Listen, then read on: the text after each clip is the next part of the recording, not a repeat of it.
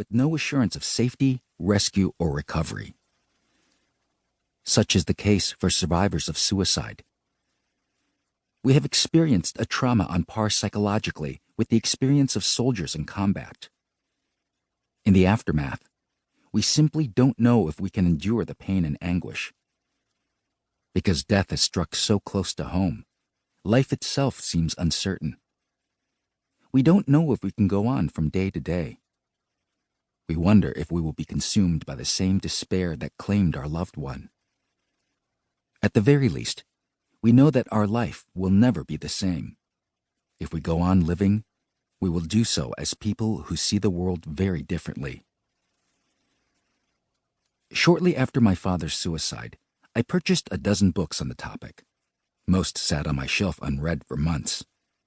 I discovered that I was unable to bring myself to read them. Many times I would pick one up and attempt to read a few pages, only to abandon it when tears clouded my vision. If this is your experience as well, that's fine. You certainly do not need to listen to this book straight through from beginning to end.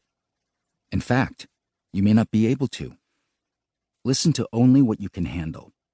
Feel free to skip around and go directly to chapters that you think may be helpful to you. The chapters in the first part of the book deal more directly with the immediate grief experience, whereas the second part attempts to answer the haunting questions that suicides present. The third section offers further reflection on living one's life following a suicide. Some things I read early in my own grieving made no sense to me at the time. They seemed too trite, like simplistic pat answers. My emotions were probably too raw then, my grief too fresh. Now that some time has passed, things make a little more sense.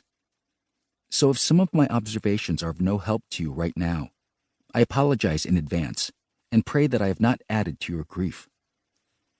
I do not pretend to offer the authoritative word on this topic, but I hope this book can be a companion through your experience.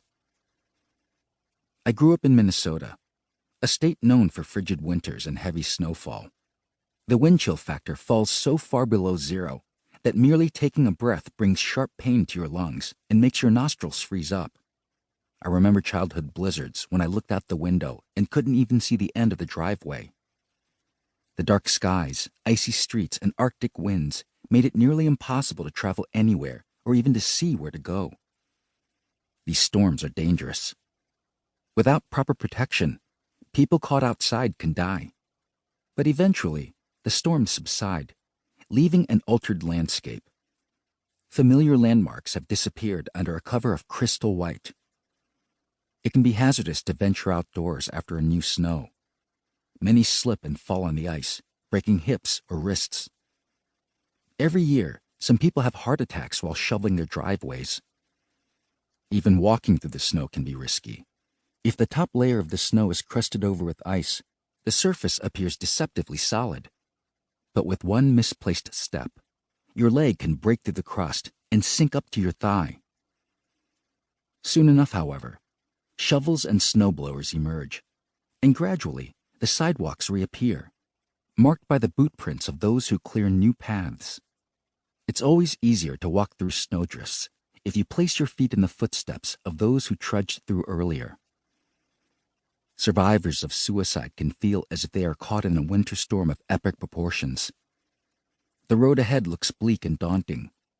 It may not seem to lead anywhere, or you may seem to be going in circles. You may feel as if you are frozen in place. You may think that you'll die, but wherever you are on the journey, know that the path you tread is one that others have trod. I hope this book provides you with some protection in the storm, that it will guard your heart and soul during a time of terrible agony. May it provide you with some tracks to follow to make your way through. Part 1. When Suicide Strikes. Suicide doesn't end pain. It only lays it on the broken shoulders of the survivors. Anne Grace Sheinin. 1. Shock. It was a Thursday morning when I heard. I had been getting ready for work. I was looking forward to the weekend.